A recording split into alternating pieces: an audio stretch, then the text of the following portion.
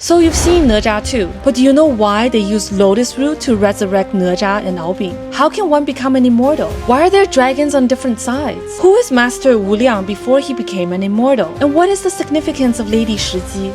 Remember to check my previous video where I break down Ne Zha 1 to set the stage for Ne Zha 2. Now in this video, I'll dive into the mythological context mentioned in Ne Zha 2 to give you a deeper understanding. This video is meant for those who's already seen the movie, so yes, there will be spoilers.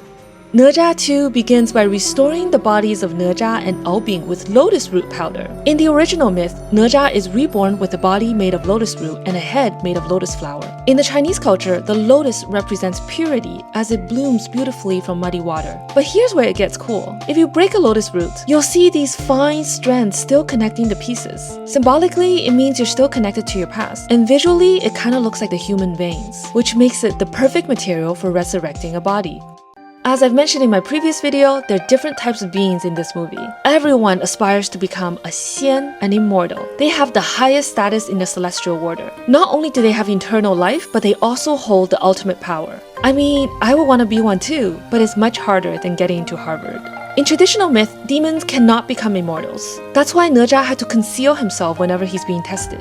Humans are the most preferred kind, like the family of General Li Jing. He and his wife fought hard to protect the citizens of Chengtangguan, so their first two sons have already become an immortal, and the third son, Ne Zha, was chosen for the Spirit Pearl. They have it much easier than this last category called Yao. This classification includes all non-human beings with powers. They can be good, bad, or neutral, however, the term Yao, like monsters, carries a negative stigma. It is much harder for Yao to become an immortal. Their first step is to be able to transform into human form. Then they have to train harder, cultivate more, and face harsher challenges. And if they fail along the way, they turn to ashes, wiped clean from the surface of Earth. Just because they were born a Yao, they face much discrimination moving up the social ladder. Shen Gongbao, for example, was able to become an immortal largely due to a recommendation letter from Master Wuliang, who was really just looking for a low life to do the dirty work for him. We'll come back to him in a second.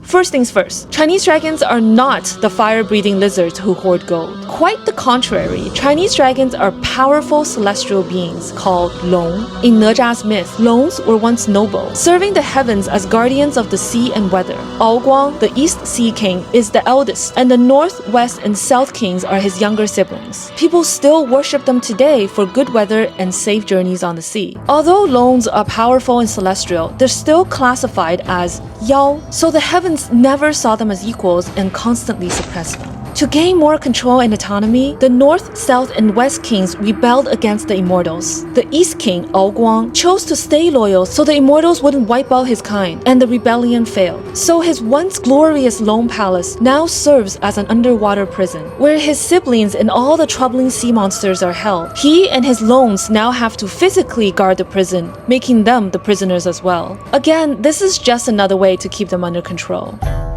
This character does not exist in the original myth, but he is clearly based on this guy, Nanji Xianweng, also known as Shouxing, the god of longevity. He is wise and kind, so of course they had to change him to be a villain. He's the Grandmaster's first disciple. In Chinese culture, the first disciple, like the first son, is often given the most power. So he actually ranks above the 12 golden immortals and rules over this place. Now, here's the twist. Remember the definition of Yao? It's any non-human beings with powers, so it isn't limited to animals. Master Wuliang was originally a peach tree. When non-living things acquire conscious and intelligence, they become a Yao. So he was actually a peach tree spirit, Tao Shu Yao. But he doesn't face the same kind of discrimination as other Yao, because in Chinese culture, peach trees are sacred. Taoist swords are made from peach wood, and the fruit peach is associated with longevity. Ah, you see the connection?